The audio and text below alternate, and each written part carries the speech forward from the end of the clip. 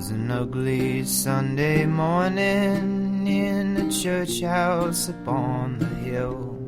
Christian men had gathered to suppress their urge to kill. The sermon was full of bloodlust. Thomas CISCO was told by the parole board that he would walk free in 1 week, only to be told the next day he would not. Thomas CISCO was allegedly the shooter at a triple homicide in Lake Charles, Louisiana. The victim's family believes CISCO was one of the suspects, but not the actual shooter, and were okay with CISCO being released. So why was the parole board's decision rescinded? Come join me at the Murder She Shed, where we are going to discuss the KK Corner murders, rumored police corruption, and if the KK Corner murders are linked to the Jennings 8 murders. This is a case full of twists and turns, and was suggested by one of my subscribers, Mustang Brown. When I started researching this case, I did not realize the rabbit hole it would send me down. And that rabbit hole is so deep and complicated, and I'm sure that I can't cover it all. It was a lot. Before we begin, thank you for joining me at the Murder She Shed, and my name is Holly. See that subscribe button? Yeah, that one right there? Make sure you hit it so you can follow all my rarely told true crime cases right in my she shed. If you're a crime buff like me and get tired of hearing the same old cases, then you have found the right gal to tell you true crime. This true crime case begins in Lake Charles, Louisiana. Lake Charles is about 36 miles from Jennings, Louisiana, where the Jennings 8 murders occurred. Lake Charles is the 5th largest city in Louisiana. It has a population of a little over 84,000 people. If you say the words "the murders," even though it's a big city, everyone at Lake Charles knows exactly what murders you are talking about. The bone-chilling KK Corner murders. On July 6, 1997, 2 gas station employees walked into a horrifying scene that shocked the entire town. A local gas station, KK Corner store, had been completely shut down. Wires were cut outside and security footage had been taken. Money had been found strewn all about the store. The employees immediately called the police. Calcasieu Parish Sheriff's Office walked into the freezer to a murder scene. 3 bodies were discovered, shot multiple times, execution style. The victims were identified as Stacy Reese, 26, Marty LeBoeuf, 21, and Nicole Guidry, who was just 14. Stacy was a friendly woman who was loved by many. Her high energy and personality attracted people to her. She was also a mother of 2 twin girls, who she unfortunately would never go back home to.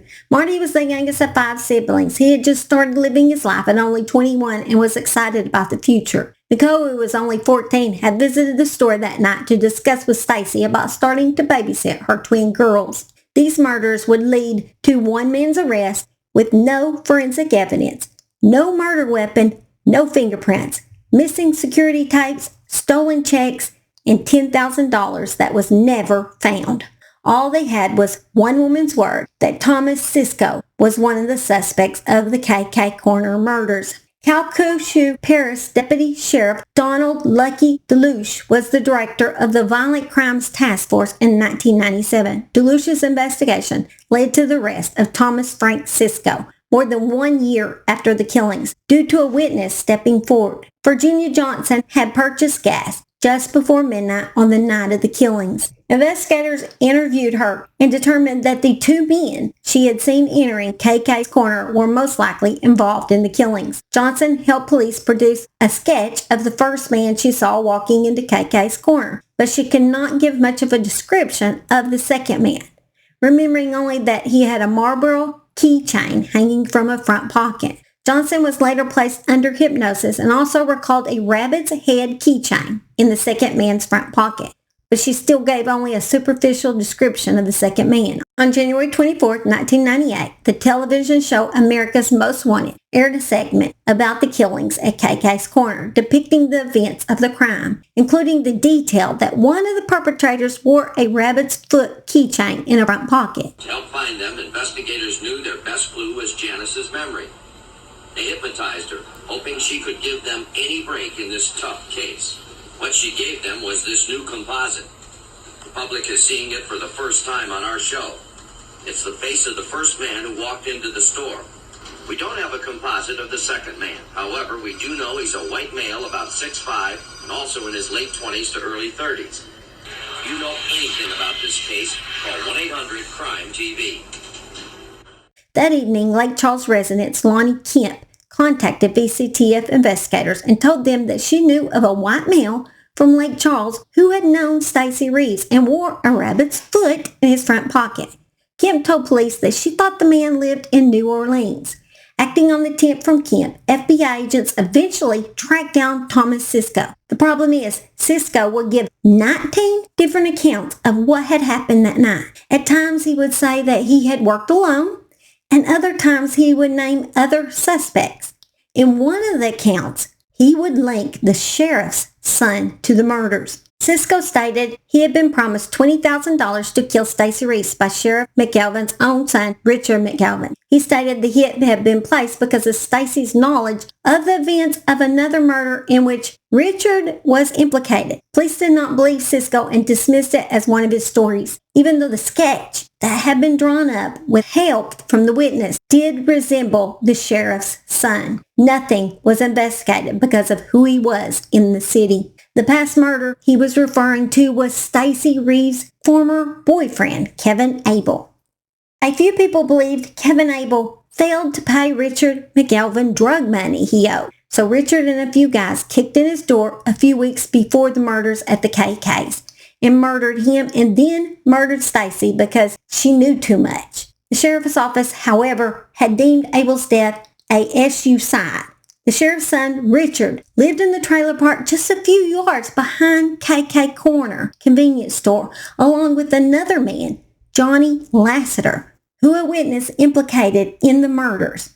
Johnny Lassiter would later become a Jennings police chief. After becoming police chief, he would plead guilty to stealing drugs and cash from the evidence room. This trailer park was known for its heavy presence of drugs. There was another murder that Richard had actually been accused of being involved in. It was the 1991 Allender murders. The couple were shot while sleeping in their beds. Although another man did confess to his murders, he was later found hanging from a shower stall at the jail. Several witnesses had claimed to see Richard at the crime scene. Locals around the area of Lake Charles and Jennings did suspect police corruption. The Jennings Police Department and the Jefferson Davis Parish Sheriff's Office were notorious for corruption and misconduct.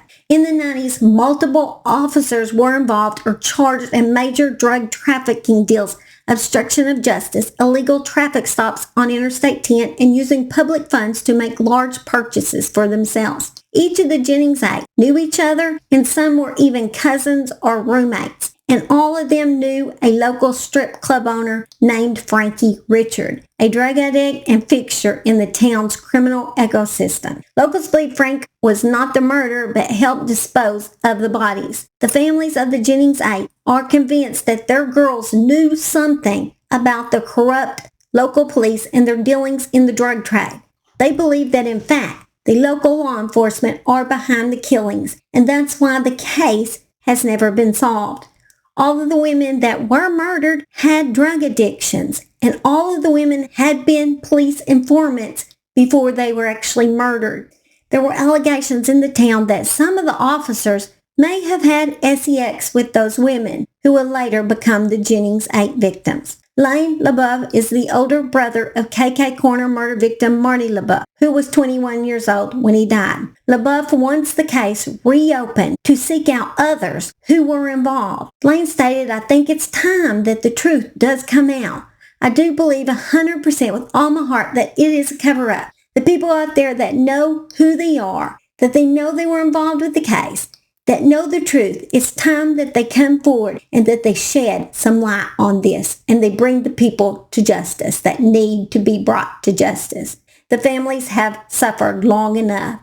Could all these unsolved murders in that area be linked back to drugs and police corruption? Some of the locals believe this theory. Thomas CISCO was sentenced to death, but that sentence was overturned because the same attorney that had represented Deputy Sheriff Lucky DeLuche in a court case against his wife had also represented CISCO.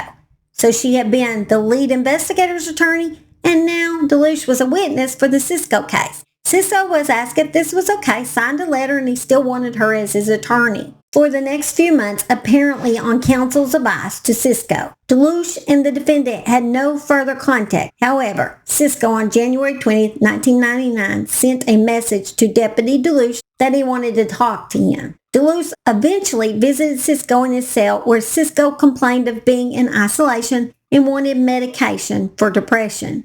The jail's medical director, Dr. Terry Welk, who was the coroner who actually performed the autopsies on the murder victims, prescribed CISCO the antidepressant. In a recorded statement that a jailer made with CISCO, he made statements about being involved in the crime, discussed the upcoming sheriff's election, and referred to himself as a hero. The jailer explained at trial that CISCO had been placed in isolation after contacting a television station from a telephone inside the jail. Deputy Deluche was one of the most important identity witnesses against CISCO, the head of the investigation task force, who would be testifying at trial as CISCO's various statements connecting him to the scene of the crime in the absence of physical evidence. And yet, he was able to see CISCO all before then and even give him medication. Due to all this, a new trial was given. CISCO was then given 90 years but went before the parole board just a few weeks ago after serving only 27 years, and they were going to release him within the week until his parole was rescinded a day later.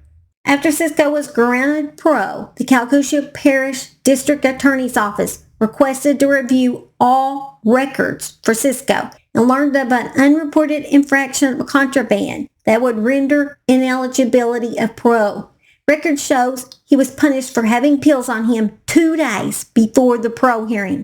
Images from the prison show almost 24 pills. 17 are reportedly an antipsychotic drug, 3 Benadryls, and 2 over-the-counter medications for stomach issues, which to me seems like those could have been his pills that maybe he was stashing instead of taking. Just seems kind of fishy to me. If you knew your parole hearing was coming up, why would you take that chance for stomach pills? Just makes me think that they were planted in there because somebody didn't want him out and talking. That is just my theory or opinion, so not a fact.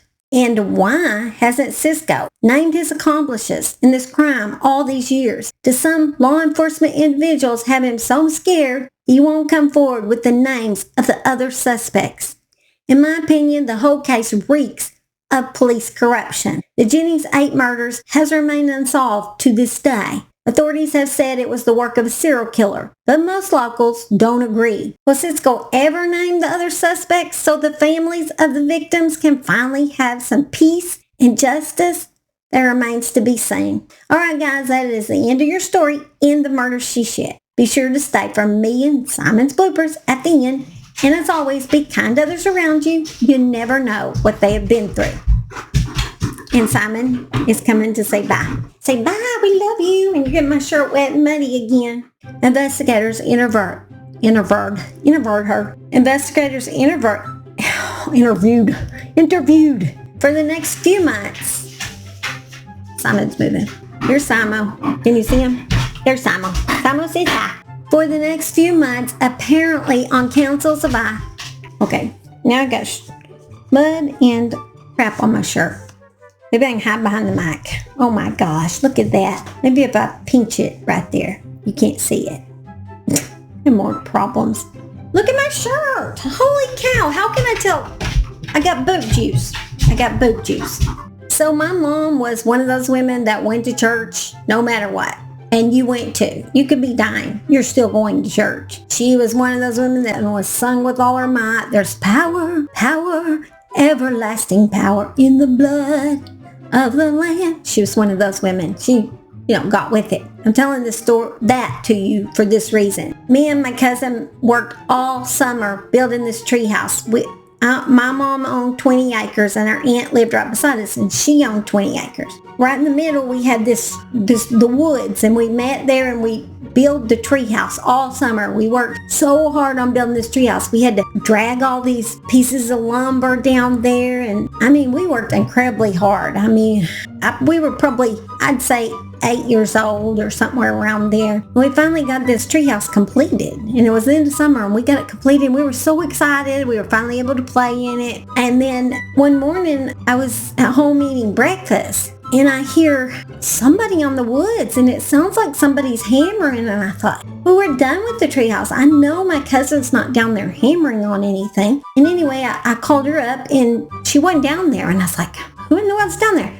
So we met, or me and my cousin met down there to see what in the world was going on with their treehouse. And a neighbor boy had come down there, and he had literally pulled all the boards back. After we worked all summer, he had broken the boards. He just tore our treehouse completely apart. That's what he'd been doing all morning. Not only that, in our treehouse was this little bird's nest, and we watched it. We even watched them hatch. They were setting up in the tree there by our treehouse, and we didn't mess with them all summer, and we watched them hatch. And we got there, and we was like, why did you do that? Why'd you do that? And then he grabbed one of those little baby birds up. I swear to God, I think this boy was a serial killer. I bet he's in prison now. He had to have been a serial killer. He grabbed one of those little baby birds up, and he was holding it, and me and my cousin said, let us have that. We tried to get it back from him, and he wouldn't let us have it. And he took it, and he literally broke that baby bird's neck right in front of us. And we were crying. We were so upset. We ran back to my mom, and we were just like, Mom, tore our treehouse all apart, and he broke the little bird's neck. And this lady that loves Jesus with all her heart and sings power in the blood of Jesus suddenly had power that came from somewhere, but it was not Jesus. I'm telling you that. Oh, Lord, I never seen her so mad. I mean, she had smoke coming from her ears. She was so mad. She looked plumb crazy. Oh Lord, we're in trouble now. She took off down there so fast we couldn't even hardly catch up with her. She got hold of that boy, and she grabbed him, and she said, if you ever come back on my land again, I will tan your hide, and you'll be praying that you go to meet your maker. I was like, oh, I'm never pissing my mom off. Holy cow, I didn't know my mom had that in her. You know what? We never seen that boy again. He was terrified. Never showed up again. He's probably in jail right now. And actually, from that day forward, I knew not to make my mom too mad, because seeing how angry she could get. That woman that praising Jesus every Sunday, she could get feisty, and I did not know that. Amazing grace, my mom did not have any that day. Maybe 'tis so sweet to trust in Jesus, but it wasn't so sweet to trust in my mom that day. Christian men had gathered to suppress their urge to kill. The sermon was full of bloodlust, and there were children in the room. I sat hunched on a back